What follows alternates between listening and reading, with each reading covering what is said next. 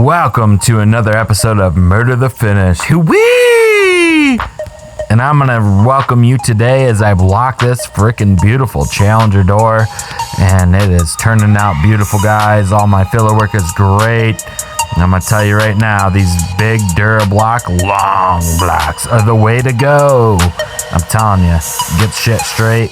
Here's everything in primer, guys. I fixed all the little dings and dents on their, complimentary stuff that got hit by something in the door. So, are you an 87%er? Because I hope not.